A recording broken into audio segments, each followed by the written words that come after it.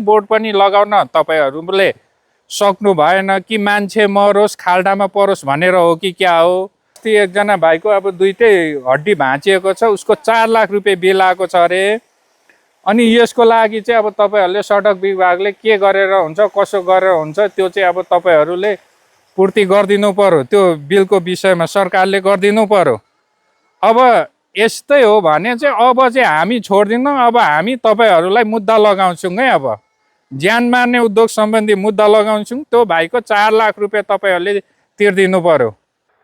धेरै मान्छे यहाँ बुझ्दाखेरि 27 जना एक्सिडेन्ट भइसक्यो भन्ने कुरा बुझिएको छ र हामीले 3 वर्षदेखि यहाँ बनाऊ भन्यो। धेरै खुट्टा ढोकियो भएन। त्यो कारणले आज हामी मिडियामा बोलिरहेका छौँ। र हिजो अस्तिको दिन मात्रै हामीले नगरपालिकामा गएर यहाँ चाहिँ बेरियर लगाइदिनु पर्यो है। मान्छेहरूले बाटो देख्दैन, खाल्डामा पुगेपछि मात्रै देख्ने गरेको छ, अँधेरोमा ल्याउँछ, कुनै इन्डिकेटर छैन, बाटो छेकेको छैन। अनि हामीले चाहिँ के भनेको थियौँ भने 3-4 वटा बेरियर राखिदिने, बेरियर राखेपछि स्लो गर्छ।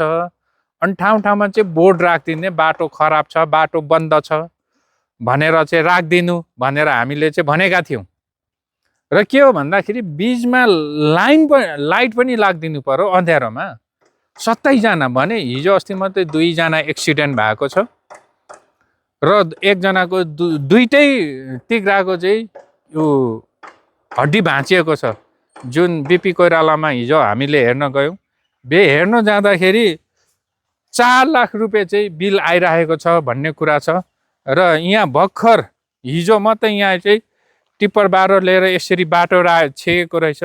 3 वर्ष पहिले यसो गरेको भए 27 जना एक्सिडेन्ट हुँदैन थियो होइन। 27 जना एक्सिडेन्ट हुँदैन थियो। र यतापट्टि अब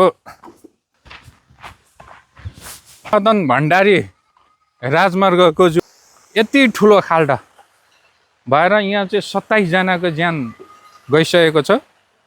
र म यहाँ फोन गर्छु हाम्रा यो जुन मदन भण्डारी राजमार्गका आयोजना प्रमुख को हुनुहुँदो रहेछ होइन।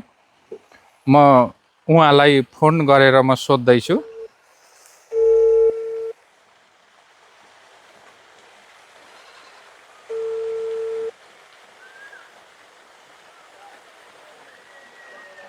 हेलो, नमस्कार सर।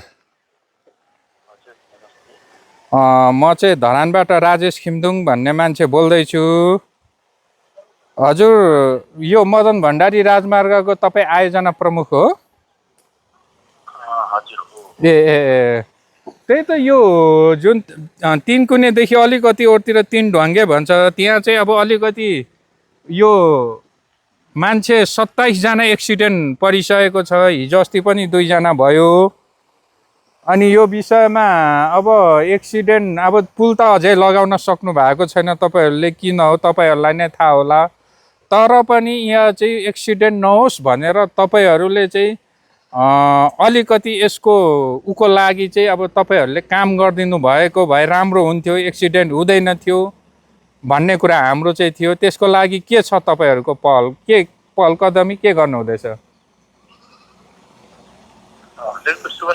राजेश खिम्दुङ।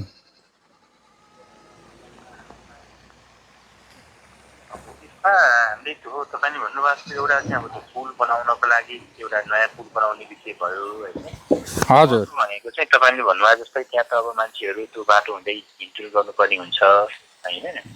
अनि हामीले अलि अगाडि तपाईँ चाहिँ नजिकै होला अर्को एउटा हिउँदयाममा चाहिँ त्यहीँबाटै बाइकहरू राखेर फ्रिङ गरेर सानसाना गाडीहरू र मान्छे हिँड्ने बनाएको थियौँ। तर बर्खामा फेरि त्यो बगाइदियो पानीले होइन।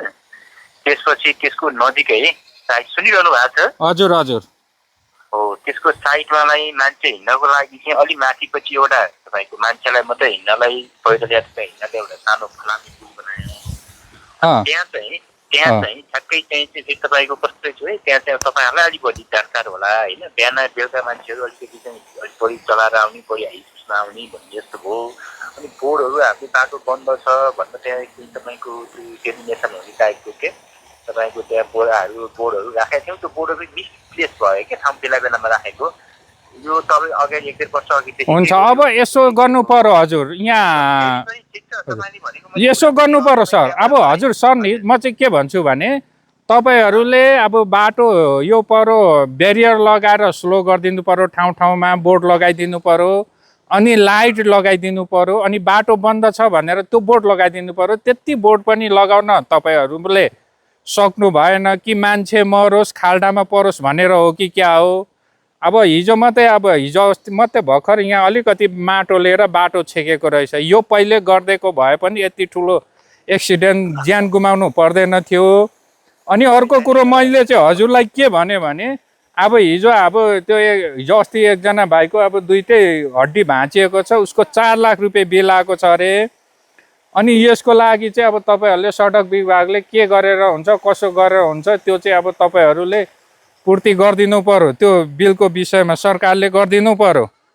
अब यस्तै हो भने चाहिँ अब चाहिँ हामी छोड्दिनौँ अब हामी तपाईँहरूलाई मुद्दा लगाउँछौँ है अब ज्यान मार्ने उद्योग सम्बन्धी मुद्दा लगाउँछौँ त्यो भाइको 4 लाख रुपियाँ तपाईँहरूले तिर्दिनु पर्यो अब हामीले ती 3 वर्षसम्म खुट्टा ढोक्यौँ भएन विभिन्न स्थानीय सरकार धायौँ स्थानीय सरकारले हामीलाई त त्यहाँ छुनु पनि पाउँदैन काम गर्नु पाउँदैन भन्छ अनि अब तपाईँहरूले पनि नगर्ने हाम्रो मान्छेहरू दाजुभाइहरू मरेको यसरी हुन्छ त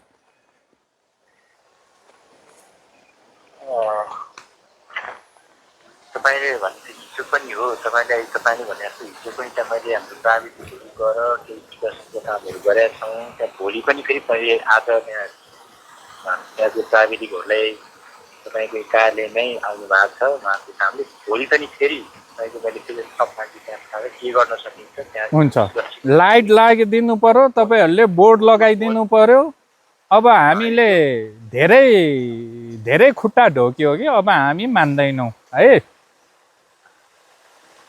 ल धन्यवाद।